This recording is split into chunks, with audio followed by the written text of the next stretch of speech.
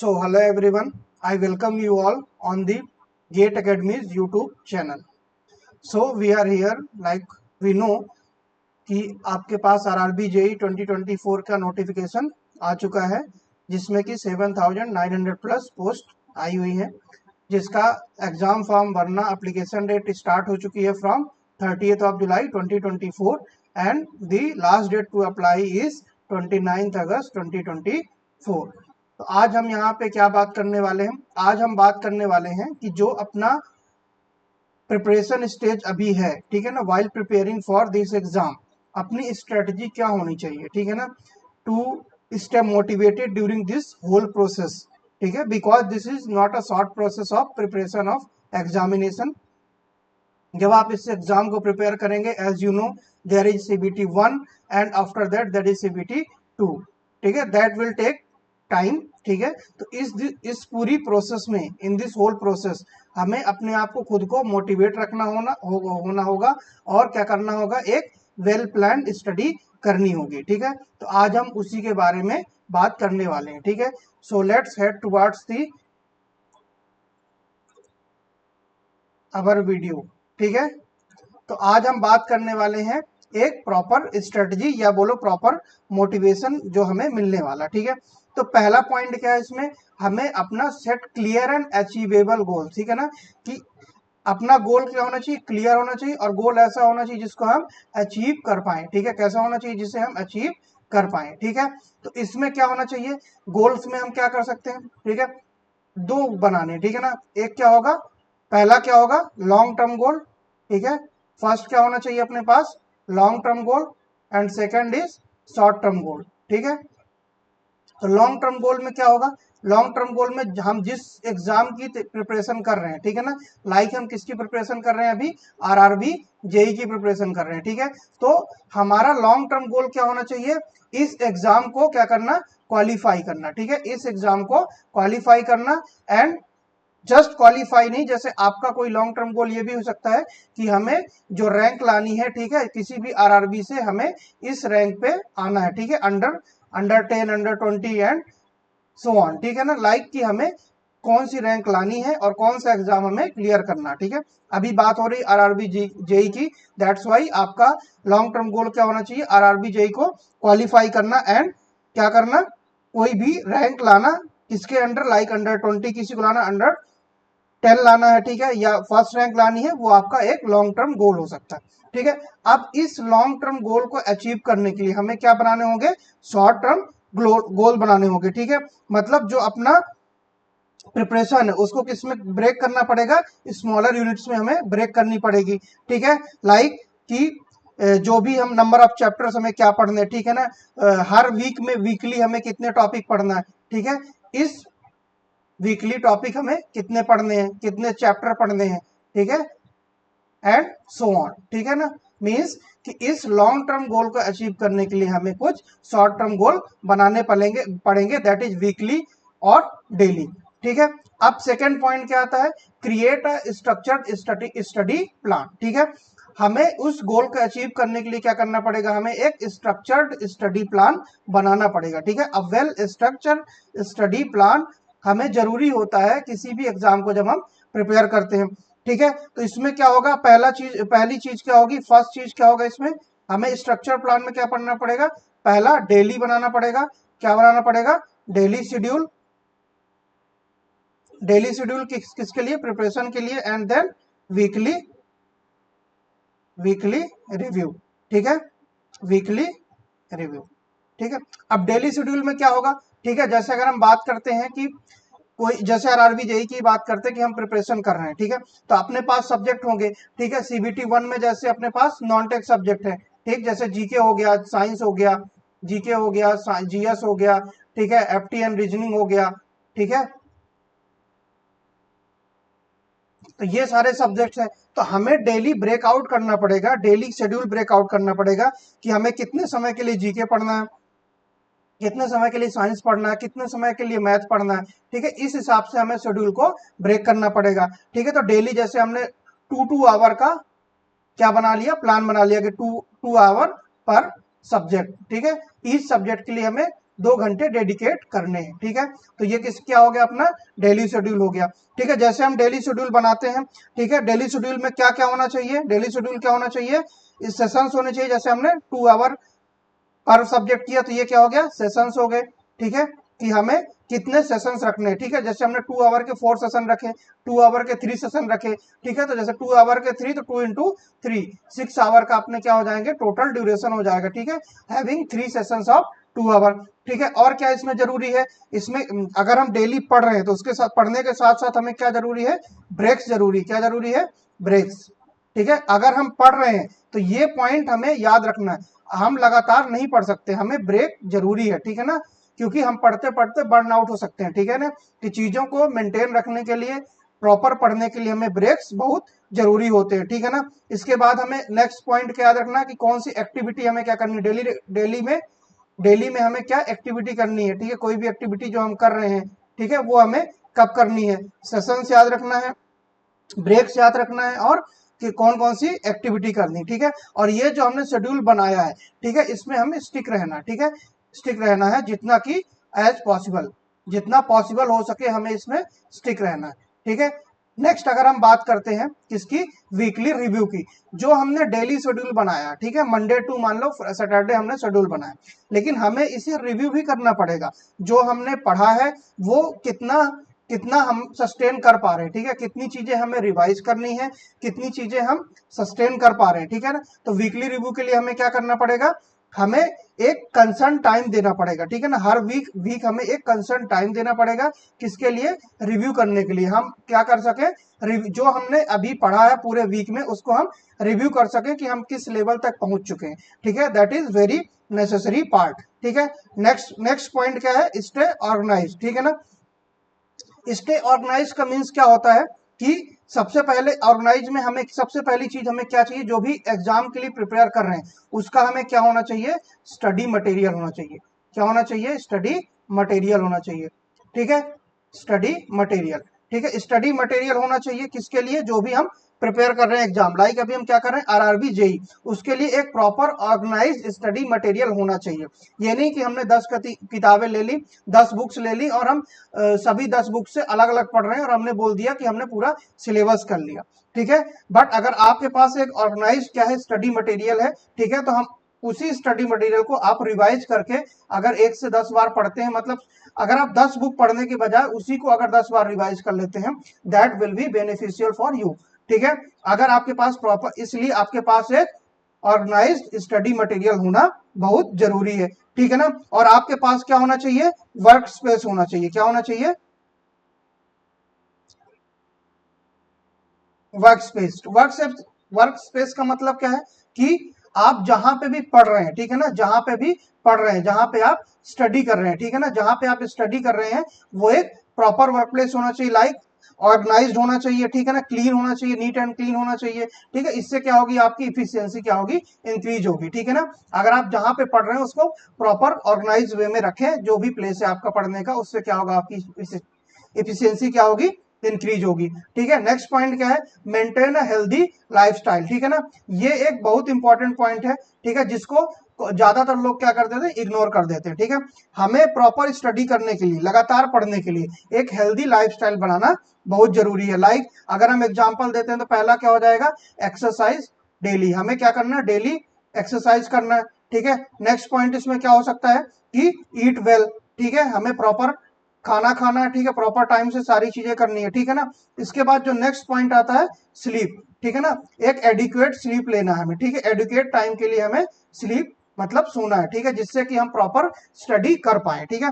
तो ये तीनों पॉइंट बहुत जरूरी है, एक हेल्दी लाइफस्टाइल के लिए बहुत जरूरी पॉइंट है, कौन से, डेली एक्सरसाइज करना, ठीक है, प्रॉपर खाना खाना और प्रॉपर एक एडिक्वेट स्लीप लेना, ठीक है ना। ये बहुत सारे जरूरी पॉइंट है। नेक्स्ट क्या करना है, नेक्स्ट पॉइंट है यूज इफेक्टिव स्टडी टेक्निक्स, ठीक है। जैसे हम क्या करते हैं कि जो भी जैसे हम 3 या 4 साल में, मतलब जो लोग होते हैं कि प्रॉपर एक कुछ अटेम्प्ट दे चुके हैं, तो आप अपनी कुछ ना कुछ हमें स्टडी टेक्निक्स में चेंज करना होता है, ठीक है, जिससे कि हमें जो आउटपुट मिल रहा है वो एक इफेक्टिव आउटपुट मिले, ठीक है। कुछ ना कुछ हमारे टेक्निक्स में शायद फॉल्ट होंगी जिसके कारण कि हमें प्रॉपर आउटपुट नहीं मिल रहा, तो हमें उसको भी देखना जरूरी है एक बार कि जो तरीका, जो टेक्निक हम यूज कर रहे हैं, ठीक है, वो कितनी इफेक्टिव है, ठीक है ना। हो सकता है उसमें ऐसी कोई चीज हो जिसको हम चेंज कर पाए, तो वो क्या हो जाए, एक इफेक्टिव स्टडी टेक्निक मिल जाए जिससे कि हमें एक प्रॉपर आउटपुट मिल सकता है, ठीक है ना। जैसे कि इसमें हम क्या देख सकते हैं, एक्टिव लर्निंग हो गया, ठीक है, कि जो भी हम चीजें पढ़ रहे हैं उसमें प्रॉपर एक्टिव लर्निंग है। नेक्स्ट पॉइंट क्या हो सकता है, प्रैक्टिस टेस्ट, ठीक है ना, प्रैक्टिस टेस्ट, ठीक है। इसके बाद क्या चीज है, प्रैक्टिस टेस्ट के बाद क्या है, रिवीजन, ठीक है। तो इसको क्या बोल सकते हैं, एक इफेक्टिव स्टडी टेक्निक है, क्या कि एक्टिव लर्निंग, ठीक है ना, उसके बाद प्रैक्टिस टेस्ट और रिवीजन, ठीक है ना। अगर एक्टिव लर्निंग की बात करते हैं तो अपने आप को इंगेज रखना किसमें, एक्टिव लर्निंग टेक्निक्स में, ठीक है ना। लाइक समराइजिंग, कोई भी चीज हमें समराइज करना हो, ठीक है ना। और अगर मान लो कि एक्टिव लर्निंग में कर सकते हैं, जैसे हमने कोई भी कॉन्सेप्ट आज पढ़ा, कोई भी चीज हमने पढ़ी, वही सेम चीज हम किसी को जाके पढ़ा रहे हैं, ठीक है ना, टू टीचिंग, ठीक है। तो ये भी आपका एक एक्टिव लर्निंग टेक्निक होती है। जैसे आपने अभी कोई चीज पढ़ी, ठीक है ना, जैसे सिविल में बात करते हैं, आपने सुपर एलिवेशन पढ़ा, ठीक है, उस सुपर एलिवेशन का कॉन्सेप्ट पढ़ने के बाद आप किसी और को जाके प्रॉपर टीचिंग देते हैं, ठीक है, प्रॉपर समझाते हैं, तो वो आपकी क्या होता है, मेमोरी को बढ़ाता है और सेम तरीके से आपका भी कॉन्सेप्ट क्लियर होता है, ठीक है ना। और प्रैक्टिस टेस्ट हो गया और रिवीजन हो गया, ठीक है। नेक्स्ट पॉइंट क्या है, take breaks and manage stress, ठीक है ना। जब हम स्टडी करते हैं प्रॉपर, मान लीजिए कि 6 से 8 घंटे हम पढ़ रहे हैं, उस स्टडी में जैसे मान लो कोई लगातार 6 आवर पढ़ रहा है, ठीक है ना, 6 आवर पढ़ रहा है without any break, without any break, ठीक है। और कोई पढ़ रहा है कि 6 आवर टोटल पढ़ रहा, बट आफ्टर 50 मिनट्स वो 10 मिनट्स का ब्रेक ले रहा, ठीक है ना, 10 मिनट्स का ब्रेक ले रहा। तो अगर आप देखेंगे ये जो सेकंड पर्सन है, इसकी इफिशियंसी क्या होगी, ज्यादा होगी as compare to this person, ठीक है। क्यों, क्योंकि अगर आप ब्रेक्स लेते हैं, ठीक है ना, ब्रेक्स लेते हैं तो आपको माइंड को एक रिलैक्स मिलता है, ठीक है ना, और स्ट्रेस, आपको स्ट्रेस नहीं होता, लगातार बैठने से आपको स्ट्रेस नहीं होती, ठीक है ना। तो आपको क्या करना, जो भी आपका 6 to 8 आवर जो भी प्लान है, ठीक है ना, उसको सेशंस में डिवाइड करना है, ठीक है ना, सेशंस में डिवाइड करना है, और उन सेशंस में आपको 50+10 रूल लगा सकते हैं, ठीक है ना। 50+10 रूल का मतलब क्या है कि 50 मिनट स्टडी, 10 मिनट ब्रेक, ठीक है ना। तो ये 1 आवर का प्लान हो गया। सेम तरीके से नेक्स्ट 5 आवर का प्लान आप बना सकते हैं फॉर 6 आवर, ठीक है ना। तो breaks are very necessary to manage stress, ठीक है ना। क्यों, क्योंकि टाइम मैनेजमेंट करते हैं, ठीक है ना। अगर आप अगर 30 मिनट वाला लेते हैं, 30 मिनट का स्लॉट लेते हैं, तो आप क्या कर सकते हैं कि 25+5, इसका मतलब क्या है कि 25 मिनट्स आपको क्या करना है, स्टडी करना है, एंड 5 मिनट्स का आपको क्या लेना है, ब्रेक लेना है, ठीक है। तो ये भी एक टेक्निक है जिसको आप यूज कर सकते हैं। अगर आप 30 मिनट के स्लॉट में कर रहे हैं तो ये 1 आवर के स्लॉट में कर रहे हैं तो ये कर सकते हैं, ठीक है। सो ब्रेक्स और वेरी नेसेसरी, ठीक है। ऐसे नहीं हो सकता कि आप लगातार पढ़ते जा रहे हैं, लगातार पढ़ते जा रहे हैं पूरा दिन, ठीक है। इसलिए आपको ब्रेक लेना बहुत जरूरी है टू मैनेज स्ट्रेस, एंड आपको दिमाग को भी कुछ समय देना होता है जिससे कि वो चीजें क्या कर पाए, फिर से रीऑर्गेनाइज तरीके से उसको रिटेन कर पाए, ठीक है। नेक्स्ट पॉइंट जो सबसे इंपॉर्टेंट पॉइंट है वो क्या है, स्टे पॉजिटिव एंड मोटिवेटेड, ठीक है ना। स्टे पॉजिटिव, आप पॉजिटिव कैसे रह सकते हैं, ठीक है ना, लाइक पॉजिटिव अफर्मेशन, ठीक है। उसके बाद विजुअलाइज सक्सेस, ठीक है ना। सबसे मेन इंपॉर्टेंट चीज क्या है, विजुअलाइज विजुअलाइज सक्सेस, ठीक है। ये कैसे आता है, जैसे आपने अभी कोई भी क्या लिया, लॉन्ग टर्म गोल लिया, ठीक है, कि इस एग्जाम के लिए हमें प्रिपेयर करना, ठीक है। तो आपको क्या विजुअलाइज करना है कि आपका ये एग्जाम निकल चुका है, जिस एग्जाम के लिए प्रिपेयर कर रहे हैं, जिस चीज के लिए प्रिपेयर कर रहे हैं, तो आपको इमेजिन करना है, विजुअलाइज करना है कि आप वहां पे पहुंच चुके हैं, मतलब आप वहां तक जा चुके हैं, आपका एग्जाम निकल चुका है। उस चीज को जब आप विजुअलाइज करेंगे, आप वहां पे जाएंगे, तो आपको सोचना है कि उसके बाद आप क्या कर रहे हैं, ठीक है, कैसे इन्वायरमेंट है आपके पास, ठीक है, कैसे कैसे लोग हैं, ठीक है ना, कैसे पॉजिटिव एनर्जी है।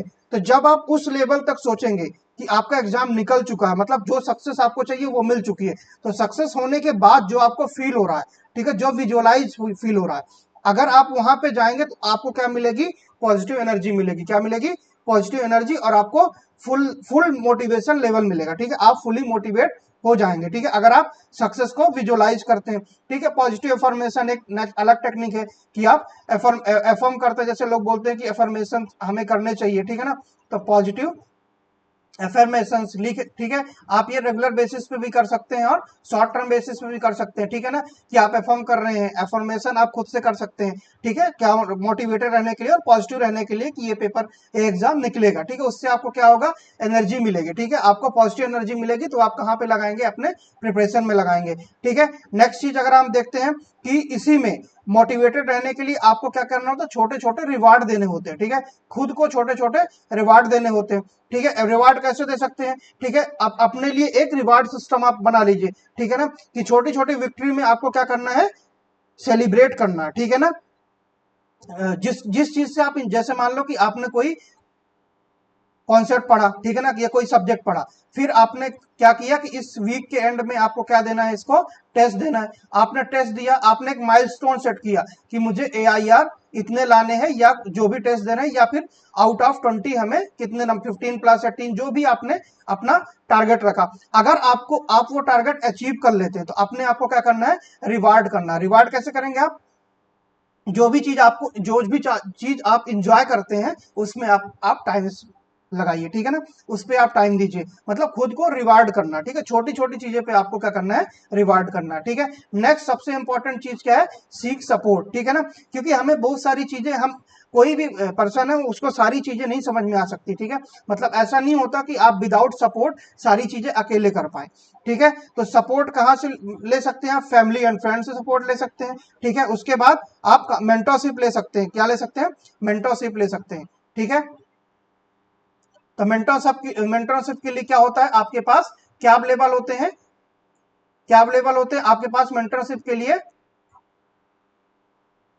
मेंटरशिप के लिए आपके पास क्या अवेलेबल है, टीचर्स अवेलेबल होते हैं। ठीक है ना, तो उसी के लिए गेट एकेडमी आपके लिए कोर्स लेके आया है, ओनली ₹777, ओनली 777 रुपए में आपको CBT 1 प्लस CBT 2 दोनों का कोर्स दिया जा रहा है, जहां पे आपको प्रॉपर मेंटरशिप दी जाएगी दोनों CBT के लिए। ठीक है ना, कि आपको प्रॉपर प्रिपरेशन कराई जाएगी CBT 1 and CBT 2। So let's head to our next point. ठीक है, तो नेक्स्ट पॉइंट की ओर चलते हैं। तो अगला पॉइंट क्या था अपना, स्टे इन्फॉर्म्ड एंड अपडेटेड। ठीक है, ये भी बहुत इंपॉर्टेंट, जब हम किसी चीज के लिए प्रिपेयर कर रहे हैं तो ये भी बहुत जरूरी चीज होती है कि आप जिस चीज के लिए प्रिपेयर कर रहे हैं उसके बारे में जो भी जानकारी है वो आपको अपडेट होनी चाहिए। जो भी इंफॉर्मेशन है आपको क्या होनी चाहिए, अपडेटेड होनी चाहिए। ठीक है ना, कि ऐसे नहीं कि आप कोई भी एग्जाम दे रहे हैं उसकी अपडेट ही नहीं पता आपको, उस एग्जाम का अपडेट क्या है। तो पहली चीज क्या होनी चाहिए, आपको एग्जाम अपडेट पता होने चाहिए। ठीक है, एग्जाम अपडेट्स आपको पता होने चाहिए। ठीक है ना, इसके बाद जो होना चाहिए अपडेटेड में क्या होना चाहिए, करंट अफेयर्स। ठीक है, जो कि आपके एग्जाम में भी आता है। ठीक है, तो करंट अफेयर्स के बारे में आपको अपडेटेड होना चाहिए। ठीक, तो अगर हम बोलेंगे स्टे इन्फॉर्म, मतलब जो भी एग्जाम की अपडेट्स आ रही है, मान लीजिए कोई भी चेंज हो रहा है, कोई भी नया अपडेट आया आपके वेबसाइट में, तो आपको प्रॉपर वेबसाइट टाइमली विजिट करते रहना है। ठीक है, या फिर आप जब कोई भी कोर्स ज्वाइन कर लेंगे तो वहां पे जो भी लोग रहेंगे वो आपको प्रॉपर अपडेट देते रहेंगे अबाउट दी एग्जामिनेशन। और करंट अफेयर्स में आपको तो अपडेट रहना ही रहना। ठीक है, नेक्स्ट पॉइंट क्या है, रिफ्लेक्ट एंड एडजस्ट। ठीक है, रिफ्लेक्ट एंड एडजस्ट का मतलब क्या होता है कि जो भी आपने प्रिपेयर किया है, ठीक है ना, जैसे आपने कोई चीज पढ़ी, उसका आपको क्या करना है, सेल्फ असेसमेंट करना है। ठीक है ना, सेल्फ क्या करना है, सेल्फ असेसमेंट। ठीक है, जैसे आपने कुछ पढ़ा, ठीक है, आपने कुछ पढ़ा या कोई चीज आपने प्रिपेयर की, उसका सेल्फ असेसमेंट करना। ठीक है, जैसे कोई चीज पढ़ी, जैसे पीछे हमने देखा कोई चीज पढ़ी फिर उसको किसी और को पढ़ा रहे हैं, तो इससे क्या होगा, एक सेल्फ असेसमेंट भी होगा कि जैसे हमने कोई कॉन्सेप्ट पढ़ा किसी और को पढ़ा रहे हैं तो उससे क्या होगा, असेसमेंट भी होगा। खुद से करना है तो प्रॉपर एक पेन पेपर लेके हम उसको चीज को लिख सकते हैं, या क्वेश्चन जो भी सामने है उसको हम क्वेश्चन को सॉल्व कर सकते हैं without any book, without any help of book. ठीक है, उससे क्या होगा, आपका सेल्फ असेसमेंट होगा।